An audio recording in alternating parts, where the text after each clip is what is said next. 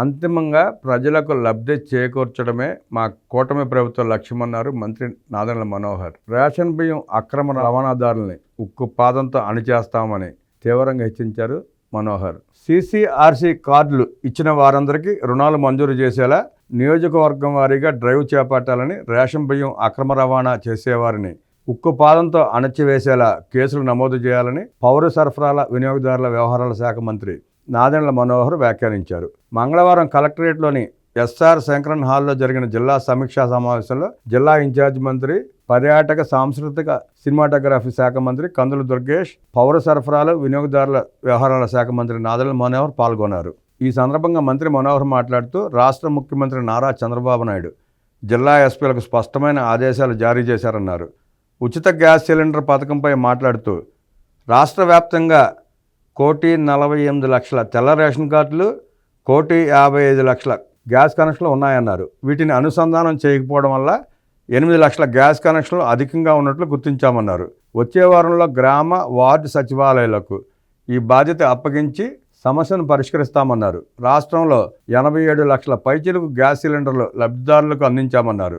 గుంటూరు జిల్లాలో 3.83 లక్షల ఉచిత గ్యాస్ సిలిండర్లు పంపిణీ చేశామన్నారు.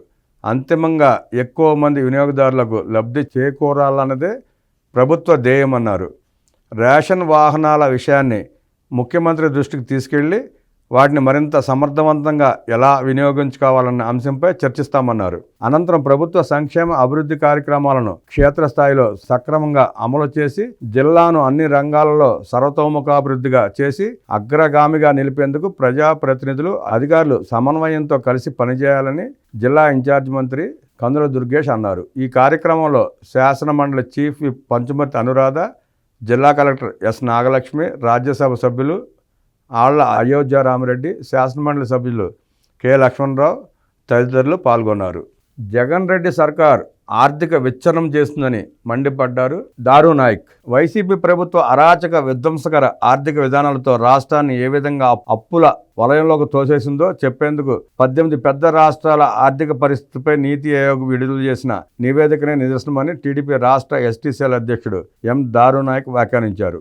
జగన్ రెడ్డి ప్రభుత్వం రాష్ట్రాన్ని ఆర్థిక విచ్ఛిన్నం చేశారని నీతి ఆయోగ్ రూపొందించిన ఆర్థిక ఆరోగ్య సూచి నివేదిక 2025 నిదర్శనమన్నారు. గత వైసీపీ పాలన 5 ఏళ్లలో ఎడాపెడా లక్షల కోట్ల అప్పులు చేసిన జగన్ రెడ్డి ప్రభుత్వం మూలధన వ్యయంపై అతి తక్కువ ఖర్చు పెట్టడం ద్వారా రాష్ట్రాన్ని ఆర్థిక అగాధంలోకి నెట్టేసిందని నీతి ఆయోగ్ పేర్కొందన్నారు. ఒక్క 2022-23లో రుణంగా తెచ్చిన 67,885 కోట్లతో కలిపి 2.25 లక్షల కోట్లు ఖర్చు పెడితే దానిలో మూలధన వ్యయం 7,244 కోట్లు మాత్రమేనన్నారు.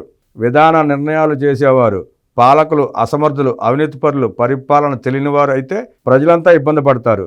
జగన్ ప్రభుత్వం నిర్వాహకం వల్ల ఆర్థిక వ్యవస్థ అస్తవ్యస్తమైంది. ఒకప్పుడు వెనకబడని రాష్ట్రంగా పిలిచే ఒడిశా 2022-23 సంవత్సరానికి ఆర్థిక ఆరోగ్య సూచిలో మొదటి స్థానాన్ని దక్కించుకుంటే ఏపీ 17వ స్థానం, చివరి నుంచి 2వ స్థానంలో నిలిచింది.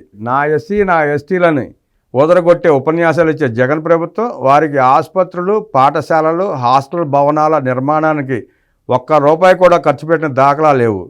గత వైసీపీ ప్రభుత్వం విధ్వంసకర విధానాలు, అవినీతితో రాష్ట్ర ఆదాయం పడిపోయింది. గత వైసీపీ ప్రభుత్వం తహసీల్దార్ కార్యాలయం సహా వివిధ ప్రభుత్వ ఆస్తుల్ని, మద్యంపై భవిష్యత్తులో వచ్చే ఆదాయాన్ని కూడా తాకట్టు పెట్టి దొరికిన చోటలో అప్పులు చేసి దుబారా ఖర్చులు చేసి వైసీపీ ప్రభుత్వం నాశనం చేసిందని దారు నాయక్ మండిపడ్డారు.